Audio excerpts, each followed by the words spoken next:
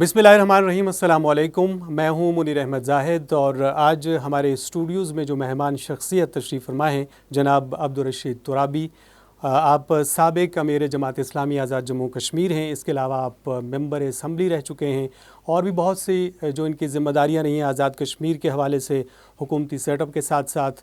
تحریک حریت جموں کشمیر سے ان کا بڑا گہرا تعلق ہے، بہت عرصے سے اور بہت بنیادی تعلق ہے۔ ہم ان سے کچھ ان کی زندگی کے حوالے سے بھی بات کریں گے اور اس کے علاوہ آزاد کشمیر کی صورتحال کے حوالے سے بھی گفتگو ہوگی، کچھ عالمی حالات کے بارے میں بھی ہم بات کریں گے، اس وقت جو فلسطین کا قضیہ چل رہا ہے اس کی بات بھی ہوگی، اور اس کے ساتھ ساتھ ہم کچھ اور جو موضوعات ہیں اس سے ملتے جلتے مسئلہ کشمیر کے حوالے سے ان کا بہت اہم کردار ہے، کام ہے۔ جی ترابی صاحب، ہم آپ کو اسٹوڈیوز میں خوش آمدید کہتے ہیں۔ جی ترابی صاحب، سب سے پہلے میں آپ سے یہ جاننا چاہوں گا کہ آپ ایک استاد اور وکیل کے بجائے سیاستدان بن گئے، کیا یہ کوئی منصوبہ بندی تھی یا حادثاتی طور پہ ہو گیا؟ بسم اللہ الرحمن الرحیم۔ زمانہ طالب علمی سے اسلامی تحریک سے جو تعلق قائم ہوا، اسلامی جمعیت طلباء کی وساطت سے، جی تو جمعیت یہاں پر جب قائم ہوئی آزاد جموں کشمیر میں، تو اس کے قیام کے ساتھ ہی ہماری اس کے ساتھ وابستگی ہو گئی۔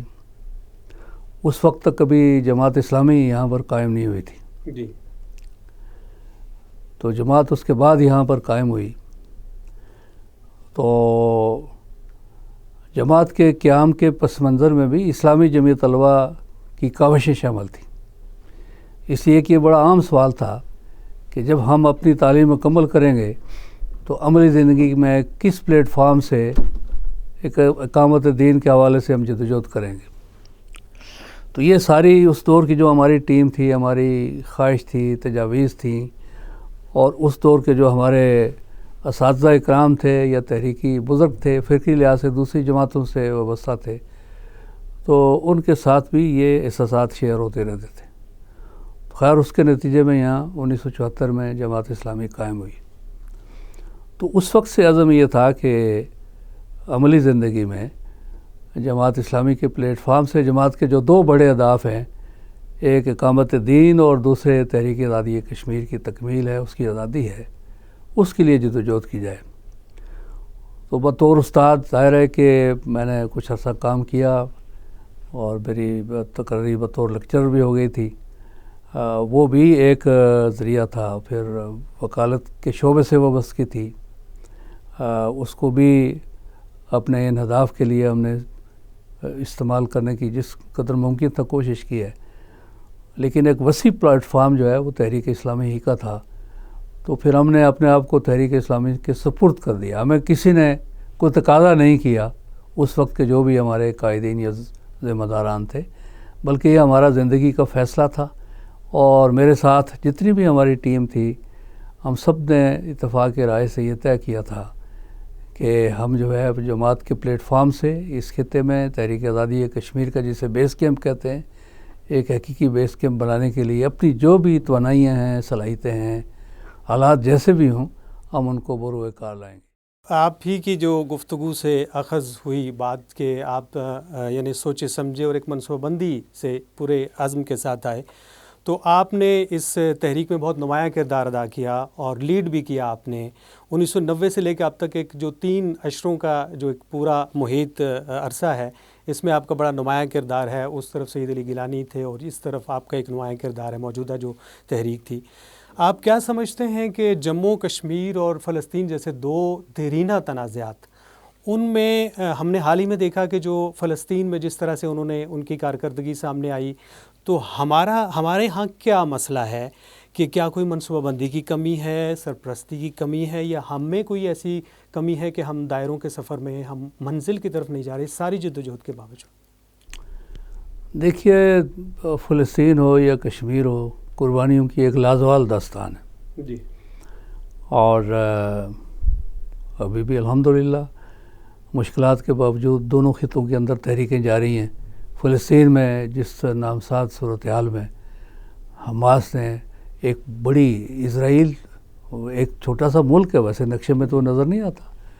لیکن دنیا کی ساری استعماری طاقتوں کی اس کو پشتیبانی حاصل ہے۔ جی، اور اسی طرح سے کشمیر ہے، دنیا کی تیسری چوتھی، معاشی لحاظ سے ایک پانچویں بڑی طاقت ہے ہندوستان، فوجی لحاظ سے تیسری چوتھی بڑی طاقت اپنے آپ کو وہ کلیم کرتے ہیں، تو ان کو چیلنج کیا ہوا ہے، اور اللہ کا شکر ہے کہ نابساد حالات میں وہاں پر بھی تحریک جاری ہے۔ تو میں سمجھتا ہوں کہ منصوبہ بندی اور قربانی، یعنی قربانی تو اس سے زیادہ کیا دیں گے، فلسطینی کیا دیں گے اور کشمیری کیا دیں گے، اور حالات کے مطابق منصوبہ بندی بھی جو بھی لوگ اس تحریک سے وابستہ ہیں، میں 30-40 سال سے اس تحریک سے وابستہ ہوں، تو میں نہیں سمجھتا کہ منصوبہ بندی میں کوئی کمی تھی۔ آنے والے حالات، چیلنجز ان کو پیش نظر رکھتے ہوئے اس تحریک سے وابستہ اس طرف یا اس طرف جو بھی قیادت تھی، تو ہم نے سارے مراحل کو پیش نظر رکھتے ہوئے جو بھی ایک منصوبہ عمل بنایا تھا، اس میں اس طرف جو ہے وہ جماعتوں کا کیا کردار ہوگا،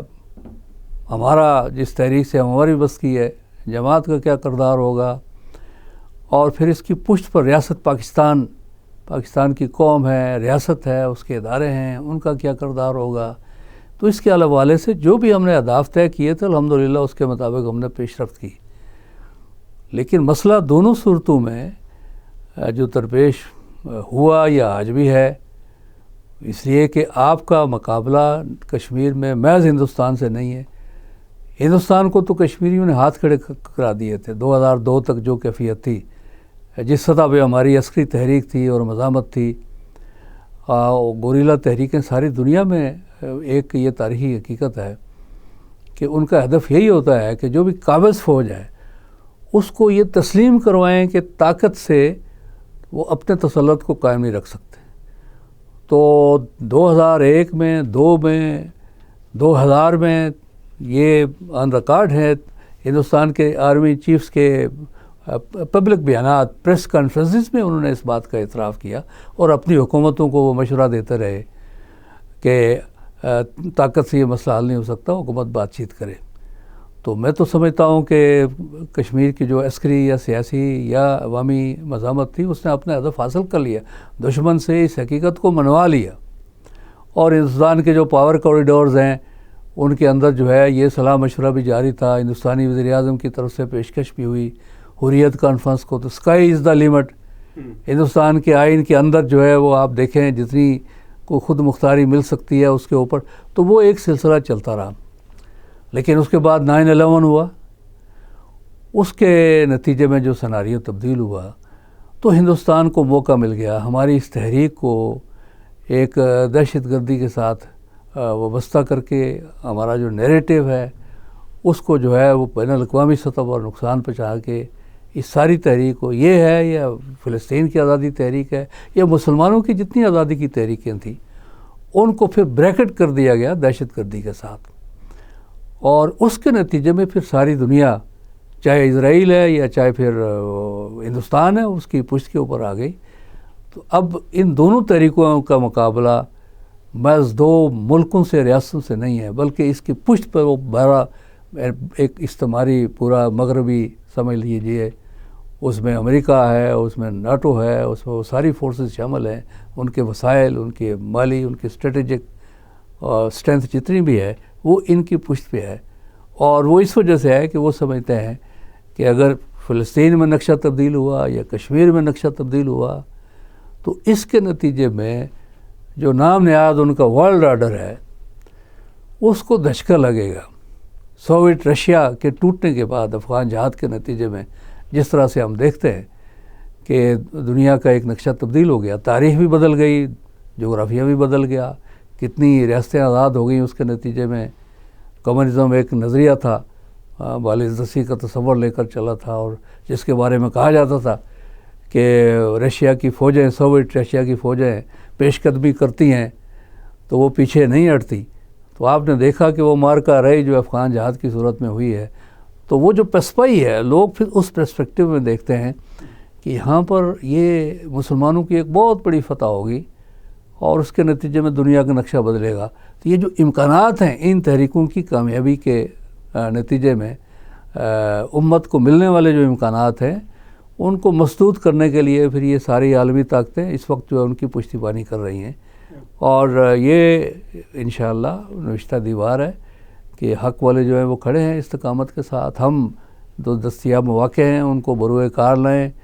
اور اپنی صفوں کو ٹھیک کریں، تو انشاءاللہ اس کیفیت سے ہم نکلیں گے اور آگے پیش قدمی کریں گے۔ آپ نے اپنی گفتگو میں بھی افغانستان کا ذکر کیا، پھر آپ پچھلے دنوں وسطی ایشیائی ریاستوں کے دورے پر بھی گئے، اور یقینی طور پہ آپ جہاں بھی جاتے ہیں تو وہاں وسطی ایشیائی ریاستوں کا بھی ایک اپنا آزادی کے حوالے سے ایک پورا سلسلہ ہے اور تاریخ ہے، اگرچہ ان کے لیے جلدی برابر ہو گیا یہ سارا سلسلہ۔ افغانستان جو ہے وہاں آپ کی گلب الدین حکمت یار صاحب سے بھی ملاقات ہوئی، باقی قائدین سے بھی ملاقات ہوئی۔ ایک ملک جو ہے وہ نہتا جس نے 2 سپر پاورز کو شکست دے دی، 41 ملکوں کو مار بھگایا،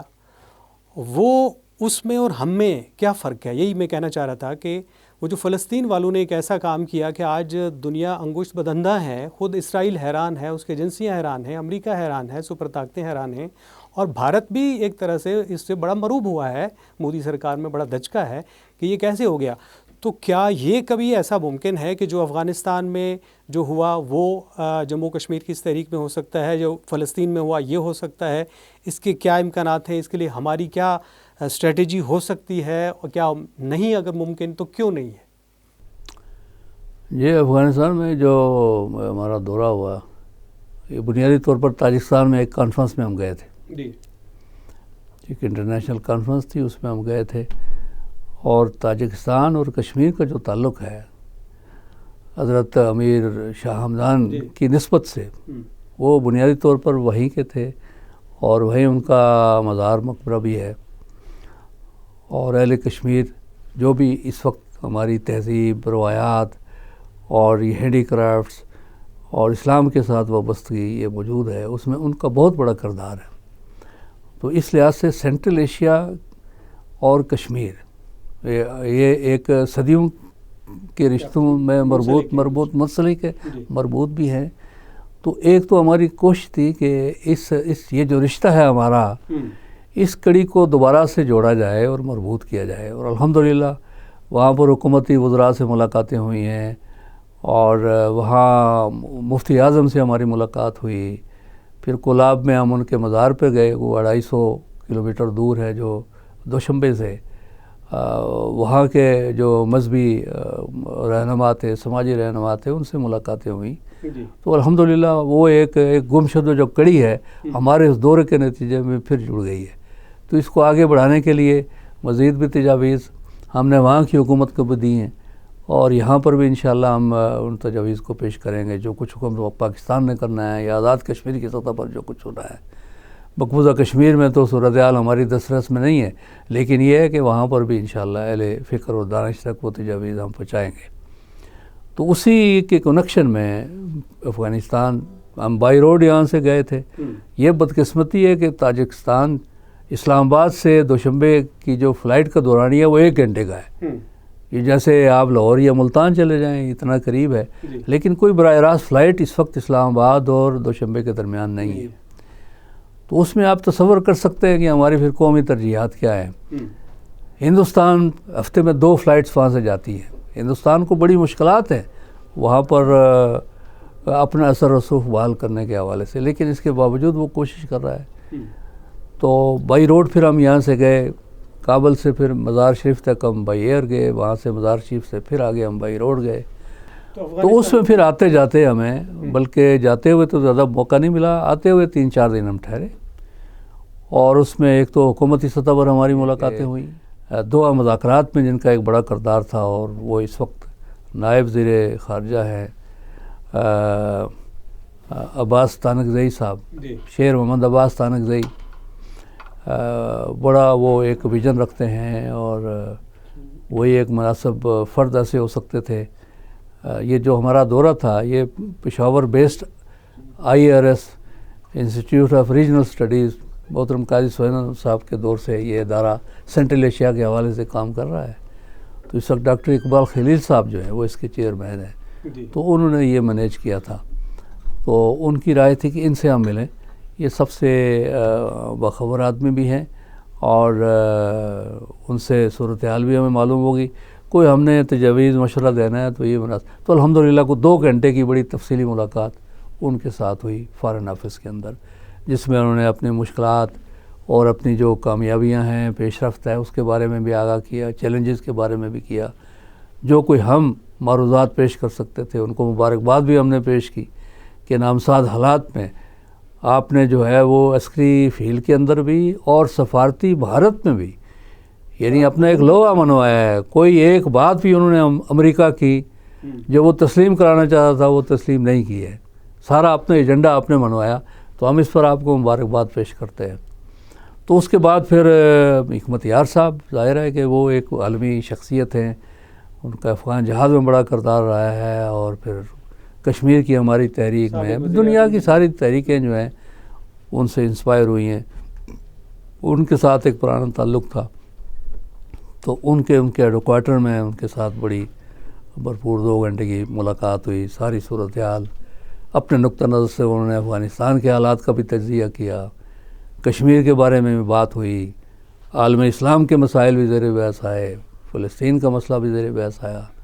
اسی طرح وہاں اور جو ایک بڑی تنظیم ہے جمعیت الاصلاح کے نام سے, جو دعوت اور تربیت اور اس میدان میں وہ بڑا کام کر رہی ہے, اس کے تعلیمی ادارے ہیں, یونیورسٹیز ہیں, ریڈیو اسٹیشنز ہیں, ایک بڑی تحریک ہے وہاں پر. اس کے جو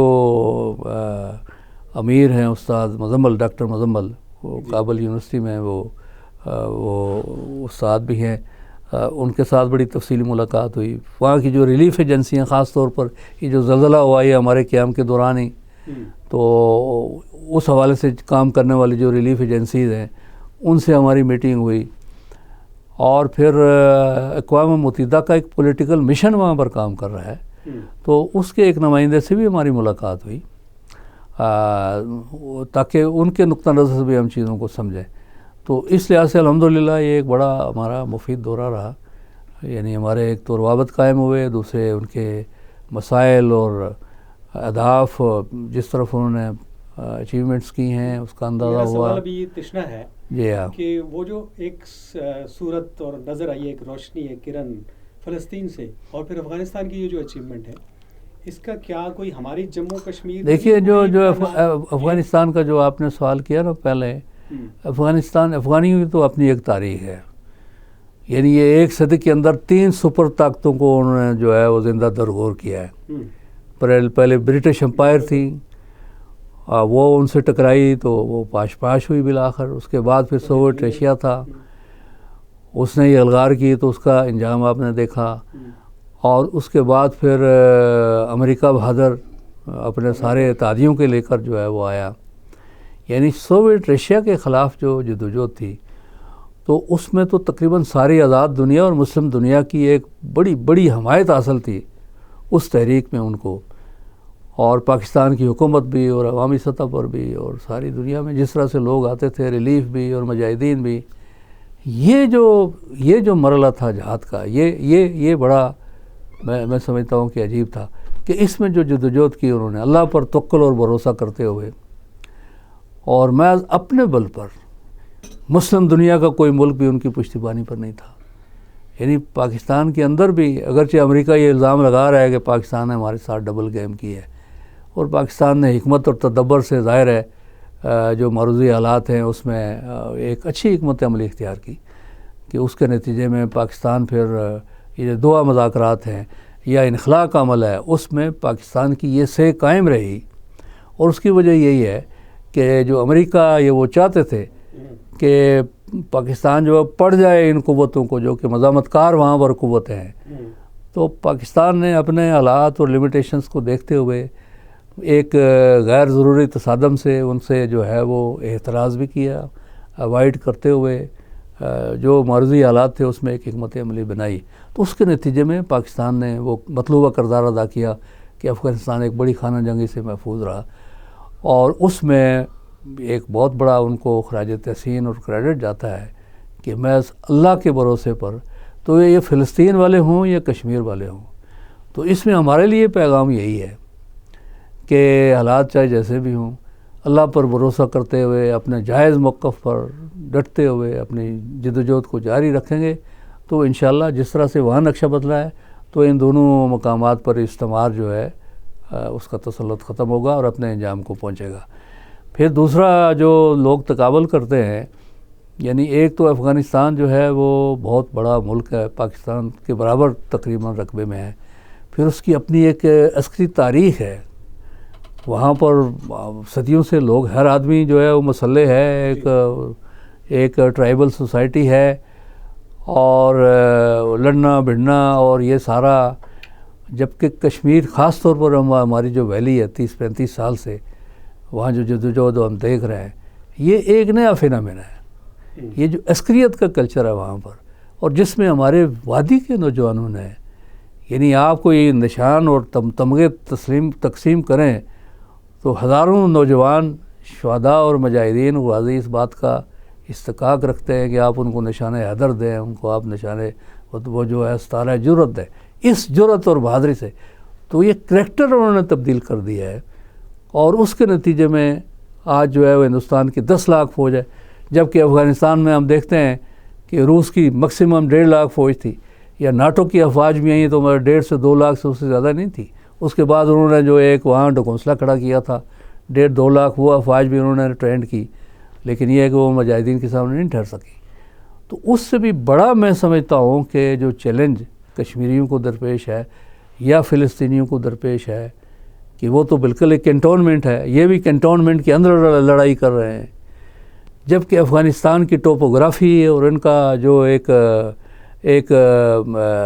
بیک گراؤنڈ ہے، ماضی کا جو بیک گراؤنڈ ہے، اور جو اپنی جدوجہد ہے اپنی ایک تاریخی، اس پس منظر میں میں سمجھتا ہوں کہ ان کو کریڈٹ تو یقیناً جاتا ہی جاتا ہے. لیکن جن حالات میں یہ حماس اور وہاں مجاہدین اور جہاد اسلامی والے کام کر رہے ہیں، یا جن حالات میں جو ہے وہ کشمیر کے اندر ہمارے مجاہدین جو ہے وہ کام کر رہے ہیں، یا حریت پسند وہاں پر جدوجہد کر رہے ہیں، یہ یعنی اس سے بدترین حالات ہیں جو افغانستان میں تھے. اور ان کی جرأت اور استقامت کو بھی میں سمجھتا ہوں کہ تاریخ ہمیشہ سلام بھی پیش کرے گی اور سنہرے حروف سے لکھے گی کہ نامساد حالات میں انہوں نے الحمدللہ اپنے موقف کو قائم رکھا اور جدوجہد جاری رکھی ہے. اچھا، آپ نے ذکر کیا کشمیر کا، ذکر کیا فلسطین کا ہوا، افغانستان کا ہوا. اگر ہم بات کریں تو ابھی اس وقت جو خالستان تحریک ہے وہ ایک بڑے زور و شور کے ساتھ انہوں نے بھارت کو ایک طرح سے جو ریفرینڈم ہے اس کی وجہ سے دفاعی پوزیشن پہ لا کھڑا کیا ہے. تو ہمارے پاس اقوام متحدہ کی قراردادیں بھی موجود ہیں، تو کیا کوئی ایسی مہم جو ہے وہ ہم بھی شروع کر سکتے ہیں جو جموں کشمیر کے لوگ ہیں، کہ تاکہ جس طرح سے ان کا ایک کاز پوری دنیا میں اجاگر ہو رہا ہے، اس طرح پرامن طریقے سے ہمارے کاز کو بھی اجاگر کرنے کی کوشش ہو؟ دیکھیے نا کہ یعنی اس میں ایک بہت ہی عام پہلو ہے کہ وہ سمجھتے تھے کہ ہم نے خالصان کی تحریک کو ختم کر دیا طاقت سے، تشدد سے، اور لوگوں کو جمہوری پروسیس میں بھی ڈال دیا، لیکن اس کے باوجود تحریک تو ختم نہیں ہوئی ہے. جی. تو تحریکیں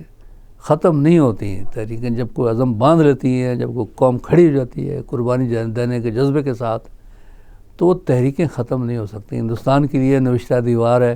کہ کشمیر میں جو ظلم ستم اس نے کیے ہیں، یا 2019 کے بعد کے جو اقدامات ہیں، وہ سمجھتے ہیں کہ اسے تحریک تو کشمیر کی تحریک بھی ختم نہیں ہوگی. دوسرے جو مودی کے اقدامات ہیں اس عرصے کے، اس میں سکھوں کے علاوہ ہندوستان کے اندر اور یعنی دلت کے ساتھ جو کچھ ہو رہا ہے، مسلمانوں کے ساتھ جو کچھ ہو رہا ہے، کرسچنز کے ساتھ جو کچھ ہو رہا ہے، مودی صاحب نے تو ہندوستان کو بارود کے ڈھیر پر بٹھا لیا. اب اس کو تیلی لگانے والا کوئی نہیں حقیقت ہے. اور ہمیں ملتے ہیں باہر یورپ میں ہندوستان کے جو اہل دانش ملتے ہیں، بڑے بڑے انسانی حقوق کے چیمپئن، تو وہ کہتے ہیں جی کہ ہندوستان کے اندر جو ہے وہ یعنی کشمیر اور پاکستان کی ایک بہت بڑی حلیف کانسٹیچوئنسی ہے جس کو سرپرستی کی ضرورت ہے. وہ خالستانی بھی ہیں، وہ 35-40 کروڑ تو دلت ہیں. یعنی کل میں دیکھ رہا تھا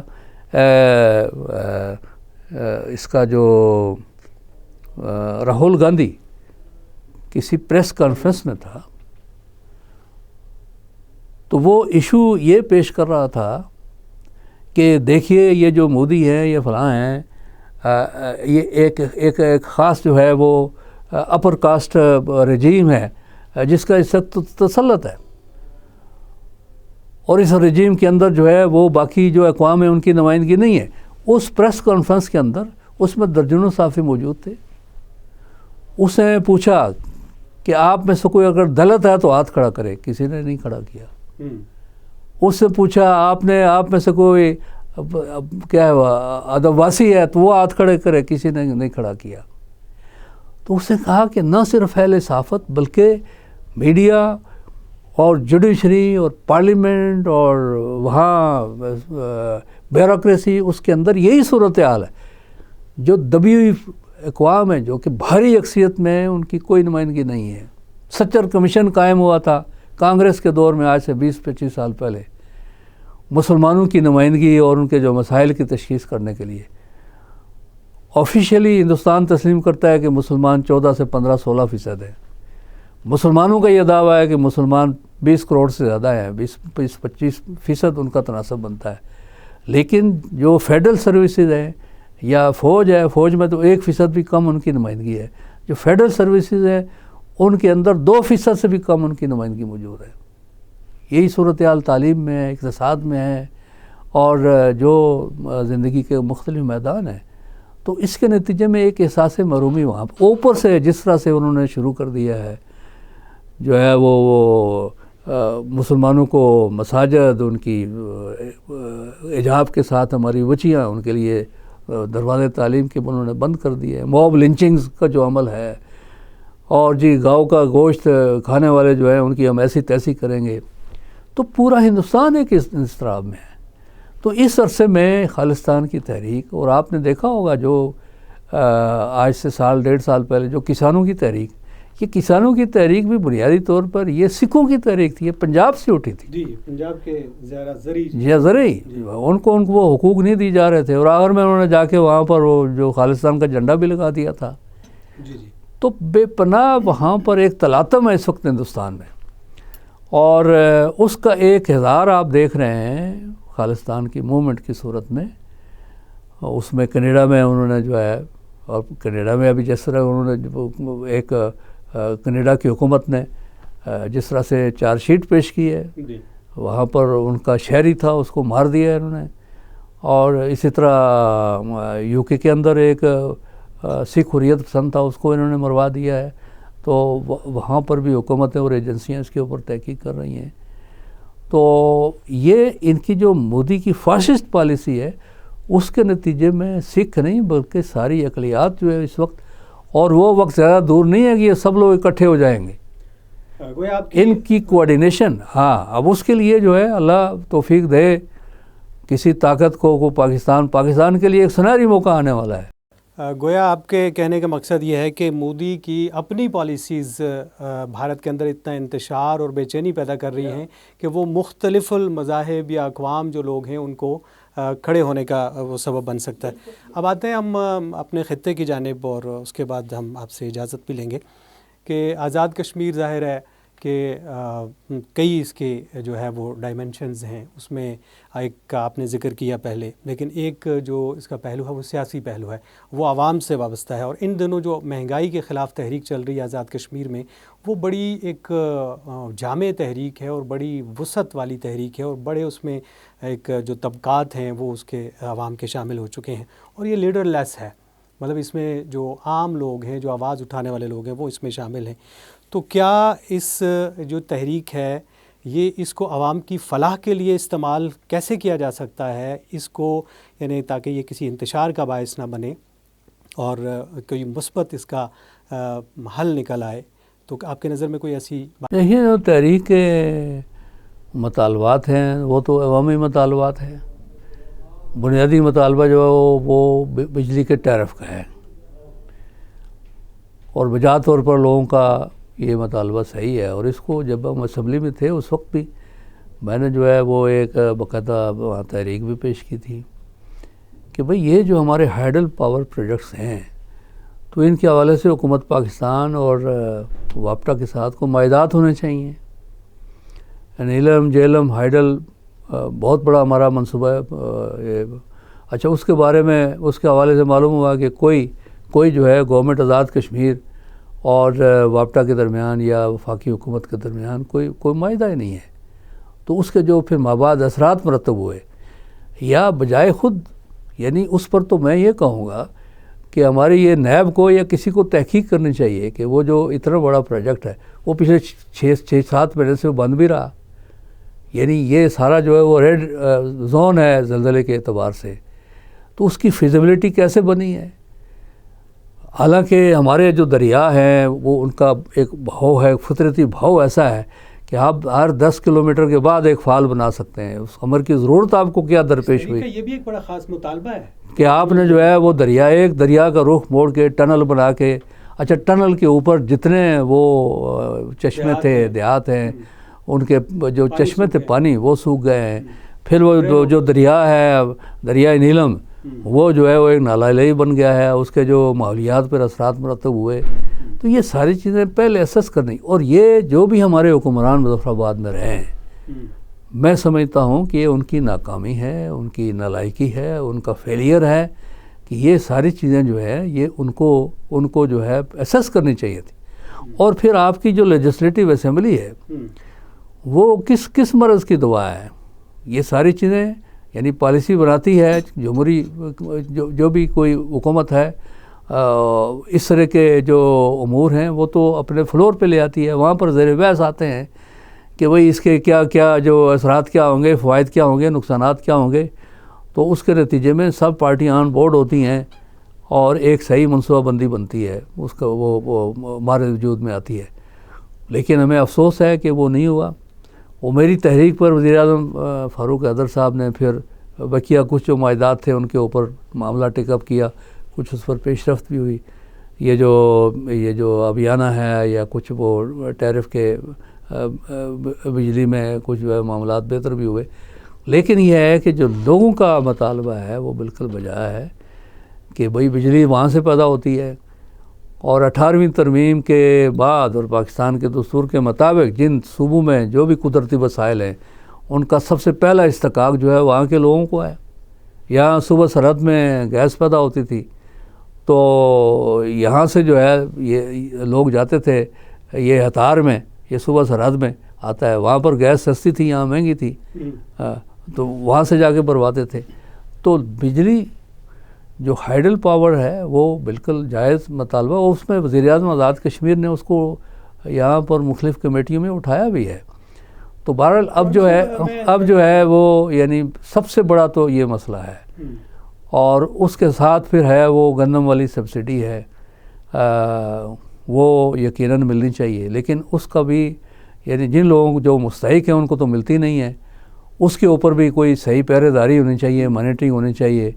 کہ بھئی سبسڈی کے نام پر ادھر ہی مال بک جاتا ہے. محکمہ خوراک والے اور کچھ بعض رسوخ لوگ جو ہیں وہ اپنی تجوریاں بھرتے ہیں. تو اس عمل کو بھی رکنا چاہیے، کرپشن کو رکنا چاہیے، اور عام آدمی کو اس وقت سہولت فراہم ہونی چاہیے جو کہ مہنگائی کی چکی میں پس رہا ہے. اور اس کا جو درست طریقہ تھا میں سمجھتا ہوں، میں نے تجویز بھی دی تھی کہ دیکھیے آپ کی اسمبلی ہے تو آپ اسمبلی کے فلور پر یا آل پارٹیز کانفرنس کریں وزیر اعظم، اس میں بلائیں یہ جو بھی تحریک چلانے والے اس وقت جو ان کی ایکشن کمیٹی کے ذمہ داران ہیں. ان کو تو آل پارٹیز کانفرنس کے لیے زیادہ محنت کی ضرورت بھی نہیں ہے، ساری پارٹیاں ایک جگہ موجود ہیں. اصل میں تو حکومت، اس میں تو حکومت کا کوئی رول ماسوائے اس کے کہ وزیر اعظم نے آگے کوئی میٹنگیں کی ہیں، اس میں کابینہ کا کوئی رول نہیں ہے کہ بھئی آپ کو اپنی کابینہ کا تو اجلاس کرنا چاہیے تھا، اس میں گلائے عمل طے کرتے. تشکیل میں بہت دیر ہوئی ہے، یہ کام تو فوراً کرنے کا تھا. یا اسمبلی کس مرض کی دوا ہے؟ آپ اسمبلی کا اجلاس بلاتے، وہ اس میں سارے ان کے جو مطالبات ہیں، یہ جو ایشوز آپ کے ہیں وہ مثلا وہ سارے جو متعلقہ ہیں گورنمنٹ پاکستان سے، تو ان مطالبات کو آپ آزاد کشمیر کی اسمبلی کا ایک اجتماعی بنائیں، بیانیہ بنائیں، ایک قرارداد بنائیں، اس اسٹرینتھ کو لے کر وزیر اعظم پاکستان آئے، ساتھ اپنے قوت بنائے، مطلب اور پارٹی لیڈرز کو بھی اپنے ساتھ رکھے کہ بھئی یہ جو ہے وہ صرف ایک سنہری موقع ہے، سنہری موقع ہے، اور یہ جو ایک بنا ہے عوامی دباؤ بنا ہے، تو حکومت اس لیوریج کو اپنے حق میں استعمال کرے. ہاں جی ہاں، تو اس کا درست طریقہ یہ ہے. تو میں سمجھتا ہوں کہ ان کو کوئی ترتیب سمجھانے والا نہیں ہے، یہ سمجھ نہیں آ رہی ہے. وہ نوٹیفیکیشن جاری کر رہے ہیں تو وہ آگے سے کہہ رہے ہیں کہ ہم نہیں کریں گے، آپ کی حیثیت کیا ہے وغیرہ ہے. تو میں سمجھتا ہوں کہ اس کا جو پراپر طریقہ ہے وہ یہی ہے کہ ایک تو اسمبلی کا اجلاس ہو، اس پلیٹ فارم سے یہ ساری چیزیں ایک قرارداد کی صورت میں جو ہے حکومت پاکستان کو جائیں، یہ منتخب نمائندوں کا سمجھ لیں کہ ایک یہ موقف بنے، اور دوسرے ایک آل پارٹیز کانفرنس ہو۔ سوال یہ پیدا ہوتا ہے کہ منتخب نمائندے اس وقت جو ہے بہت بیک فٹ پہ یا دفاعی پوزیشن پہ چلے گئے اس صورتحال کی وجہ سے، اور جوائنٹ ایکشن کمیٹی زیادہ سامنے آ گئی ہے۔ دیکھیں نا منتخب نمائندوں کے ایسا ہو سکتا ہے کہ کوئی ایسے عوام کے ساتھ جو منسلک لوگ ہیں، عوامی لیڈرز ہیں، سماجی لیڈرز ہیں، وہ کوئی کردار ادا کر سکتے ہیں؟ بات یہ ہے نا، جو آپ کے منتخب نمائندے ہیں نا وہ جیسے تیسے ہیں، ان لوگوں نے تو منتخب کیے ہیں۔ یہ جن کو اس وقت یہ کہتے ہیں جی وہ پاکستان کی پارٹیاں ہیں، ہمارے مسائل میں دلچسپی نہیں لیتے، تو جو آزاد کشمیر کی خالص پارٹی ہے وہ تو جماعت اسلامی ہے۔ آپ دیکھیں نا، تحریک آزادی کشمیر ہے یا لوگوں کے مسائل ہیں، ہمیں جو ایک بڑا محدود پارلیمانی رول ملا، الحمدللہ اس کو عوامی مسائل کے حل کے حوالے سے، میرٹ کی بالادستی کے حوالے سے ہم نے بروئے کار لایا۔ تو یہی لوگ جو اس وقت ہجوم کر رہے ہیں، یہی جو ہے 60-70% جو ہے ووٹ ان کو دیتے ہیں، جن کو کہتے ہیں کہ یہ ہمارے نمائندے نہیں ہیں،